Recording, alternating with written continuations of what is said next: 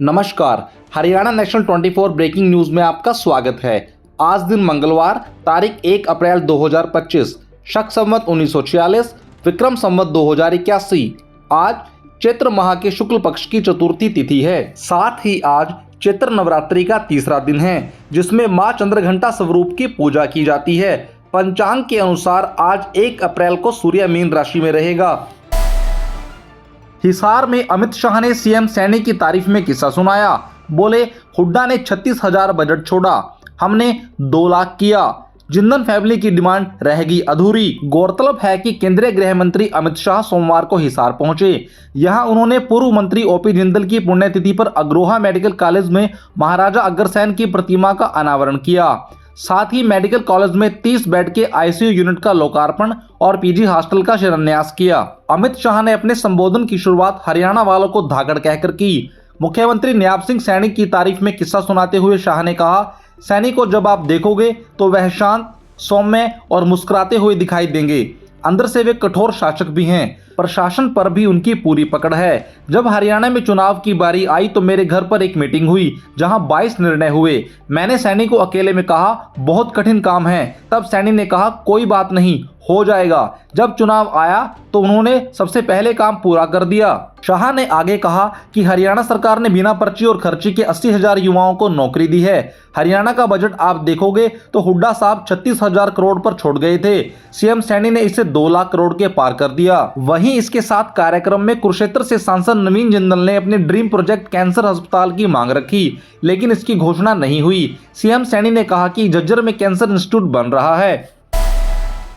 हरियाणा में कल से बिजली महंगी होगी, 81 लाख उपभोक्ताओं को झटका। बता दें कि हरियाणा में कल से बिजली महंगी हो जाएगी। इसकी वजह बिजली निगम को हुआ 4,520 करोड़ का घाटा है। इसकी भरपाई के लिए हरियाणा बिजली विनियमन आयोग ने नए वित्तीय वर्ष में बिजली की दरों में बढ़ोतरी की अनुमति मांगी है। सरकार के सूत्रों के मुताबिक इसे मंजूरी मिल सकती है। बिजली विभाग के मंत्री अनिल विज हैं। अगर बिजली दरें बढ़ी तो 3 साल बाद यह बढ़ोतरी होगी। इससे पहले सरकार फ्यूल सरचार्ज एडजस्टमेंट को भी 1 साल के लिए बढ़ा चुकी है। इससे दक्षिणी और उत्तरी हरियाणा बिजली निगम से जुड़े प्रदेश के करीब 81 लाख उपभोक्ताओं को झटका लगेगा। 3 साल से बिजली की दरों में बढ़ोतरी नहीं की गई है।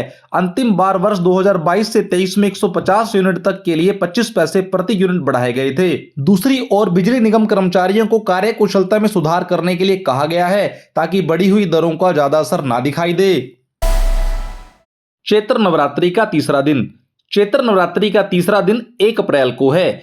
चैत्र नवरात्रि के तीसरे दिन यानी आज माता चंद्रघंटा देवी के पूरे विधि विधान से पूजा की जाती है। माता के मस्तक पर अर्ध चंद्रमा विराजमान है, जिस कारण से ही इन्हें चंद्रघंटा के नाम से पुकारा जाता है। माता चंद्रघंटा का रूप अलौकिक है। स्वर्ण की भांति चमकीला माता का शरीर 10 भुजाओं वाला है। अस्त्र शस्त्र से सुशोभित मैया सिंह पर सवार है। पूरी विधि विधान से चंद्रघंटा माता की पूजा करने से शरीर के सभी रोग, दुख और कष्ट दूर होते हैं। हरियाणा में बीजेपी नेताओं पर गिरेगी केंद्र की गाज। इनमें 2 पुरुष सांसद, केंद्रीय मंत्री का करीबी भी शामिल। मोहनलाल बडोली का दोबारा अध्यक्ष बनना लगभग तय। गौरतलब है कि हरियाणा में बीजेपी को नवरात्रि में ही नया अध्यक्ष मिल जाएगा। इसके लिए मौजूदा अध्यक्ष मोहनलाल बडोली का नाम लगभग फाइनल है। बडोली दिल्ली जाकर प्रधानमंत्री नरेंद्र मोदी, गृह मंत्री अमित शाह और राष्ट्रीय अध्यक्ष जेपी नड्डा से मिल चुके हैं। भाजपा सूत्रों के मुताबिक अगले 2-3 दिनों में संगठन चुनाव प्रभारी अरुण सिंह प्रदेश अध्यक्ष के चुनाव की घोषणा कर सकते हैं। इसके साथ ही पार्टी के 2 पूर्व सांसद, केंद्रीय मंत्री के करीबी एक नेता और एक जाति से जुड़ी लाभी पर भी कार्रवाई हो सकती है। इसको लेकर भाजपा हाईकमान ने सख्त रुख अपनाया है। पार्टी को शक है कि ये लोग बडोली को दोबारा अध्यक्ष बनने से रोकने के लिए कसौली गैंगरेप केस में एक्टिव रहे। यह पूरी लॉबी अब भी इस मामले को हवा दे रही है, जिससे बडोली के साथ पार्टी की भी बदनामी हो रही है। हरियाणा विधानसभा चुनाव में पार्टी को बहुमत के बाद बडोली को दोबारा अध्यक्ष बनाकर इसका इनाम उनको मिलना तय था। इसी बीच उनके खिलाफ पिछले साल हिमाचल प्रदेश कसौली में हुई गैंगरेप केस की एफआईआर वायरल कर दी गई। हालांकि पुलिस की जांच में यह फर्जी निकली। उल्टा जिस युवती ने रेप के आरोप लगाए थे वही हनी ट्रैप केस में फंस गई। देश की पहली हाइड्रोजन ट्रेन का ट्रायल शुरू।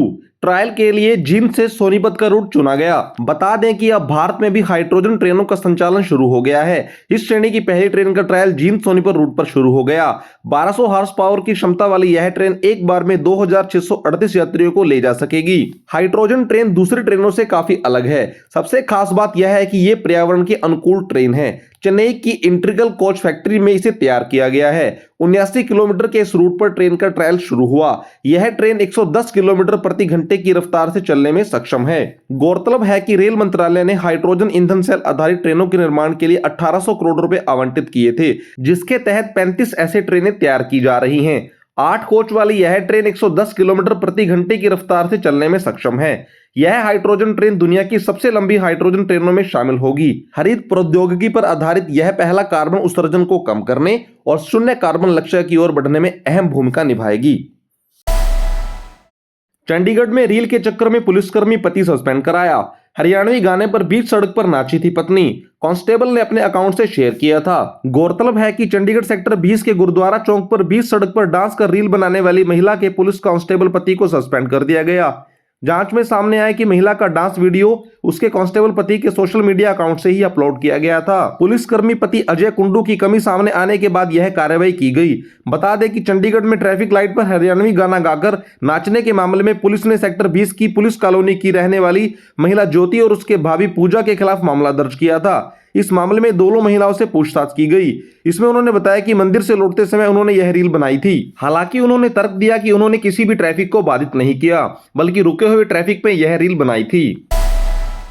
1 अप्रैल से होने वाले हैं बड़े बदलाव। कमर्शियल सिलेंडर पर 44 रुपए तक की कटौती। नए वित्त वर्ष में 12 लाख तक की आय पर नहीं लगेगा टैक्स। कारें हुई महंगी। नया महीना यानी अप्रैल अपने साथ कई बदलाव लेकर आया है। अब 12 लाख रुपए तक की कमाई पर इनकम टैक्स नहीं देना होगा।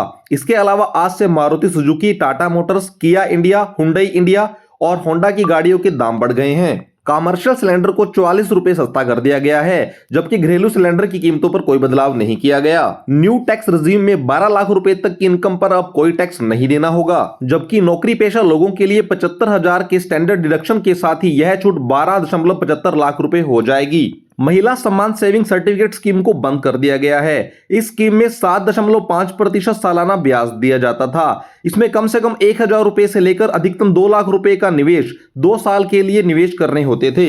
इनएक्टिव मोबाइल नंबरों पर काम नहीं करेगा यूपीआई। अगर आप यूपीआई से ट्रांजैक्शन करते हैं और बैंक से लिंक आपका मोबाइल नंबर लंबे समय से इनएक्टिव है, तो इस नंबर पर यूपीआई का इस्तेमाल नहीं कर सकेंगे। केंद्रीय कर्मचारियों के लिए एक नई स्कीम यूनिफाइड पेंशन स्कीम शुरू की गई है। इस स्कीम में कम से कम 25 साल की सेविंग वाले कर्मचारी अपने अंतिम 12 महीनों के औसत मूल्य के 50% के बराबर पेंशन के लिए पात्र होंगे। इसमें न्यूनतम पेंशन 10,000 रुपए रखने का प्रावधान भी है। इसके साथ साथ यूलिप पर कैपिटल गेन टैक्स, बैंक में मिनिमम बैलेंस से जुड़ी जानकारियां, अनेक बदलाव देखने को मिलेंगे। सोने और चांदी की कीमतों में लगातार बदलाव देखने को मिल रहा है। इंडियन बुल एसोसिएशन के मुताबिक 31 मार्च को 10 ग्राम 24 कैरेट सोने की कीमत 79,330 रुपए है, जबकि इतने ही ग्राम 22 कैरेट सोने की कीमत 81,886 रुपए है। पिछले 24 घंटे में सोने की कीमतों में बदलाव जारी है। वहीं चांदी की बात करें तो चांदी की कीमत 1,03,900 रुपए प्रति किलोग्राम पहुंच गई है। आज खबरों में बस इतना ही। आप देख रहे हैं हरियाणा का बेहतरीन news channel Haryana national 24 breaking news. बने रहे हमारे साथ। धन्यवाद।